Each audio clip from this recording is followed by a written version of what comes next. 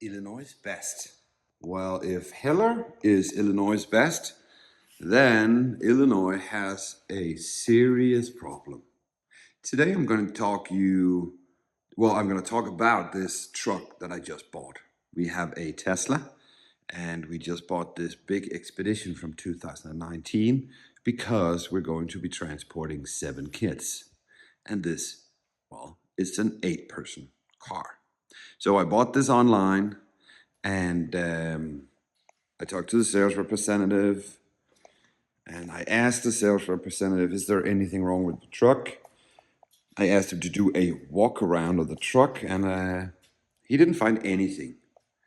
He said something like the interior is impeccable and there is nothing on the outside. It looks so good. Now, okay. The last thing he also said was that they were going to detail the car inside. They would clean it. Now, let's just take a quick look at the cleaning part for our first part of this video. Now, this is the front door panel, and this is the cloth that we used only to clean the door panel. This is how clean it was. This is using a regular cleaner from Maguire and just wiping it off. This is the result. This was a brand new microfiber cloth. Now, just to emphasize that, I'm going to go to the passenger side because I took something kitchen towel white to show you the example. So I wiped off this part and I wiped off this part, and this is the paper. It doesn't really look clean, does it? Anyways, if we look into the car and the truck, I can tell you that we got this yesterday. It was transported naturally from Illinois, which is cool. We power washed it and then we kind of polished it. So it is not that the truck is not clean, but it's not clean. If we look in here, for example, you'll see that there's dirt and shit everywhere. And what bothers me the most is these, you see the white there, the white there. What is this? And this is something I can't just take off. And I would kind of be afraid to ruin the leather. There it is again. And here it is again in this area. Naturally, if you detail a car, that should be clean. But nothing in this car is clean. Let's take a look at the trunk, and then we can start to look at, you see all the dirt. This is how they deliver a car. Everything just looks disgusting in here. Like I said, they didn't find anything wrong with the truck, but let's start here in the back. This cover goes over that, but the tabs are broken, so that won't fit. This one is broken. This, eventually, this will cause both water and fumes, gasoline fumes, going past the rubber grommet into the cabin of the car. And this is a safety thing. Shouldn't be like this. All right, let's close this down and let's look at the cosmetic. If we stop it right here, the guy said there's nothing wrong with the truck, but it's got huge scratches, multiple scratches. Things that are not caused by any form of denting from stone.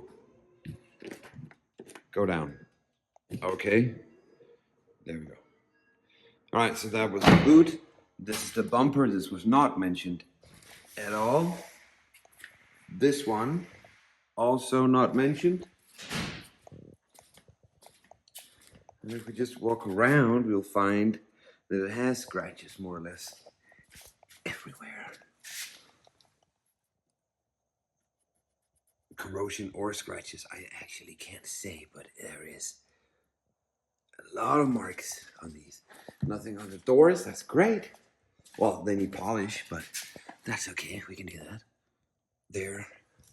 There, all the way down, so those are ruined. Obviously, the sales guy did not notice this, or he just thought, hey, that's probably as it's supposed to be. Maybe IQ is an issue here, I don't know. Spots here. Of course, this truck has 100,000 on it, so there are certain things that I won't complain about. And the reason being that this is not a new truck, so it would have some kinds of scratches and stuff. And you know, this is normal. This is not because of driving 100,000. This is not. I don't know. It's probably they opened the door in another car or in the garage and something went wrong. I don't know.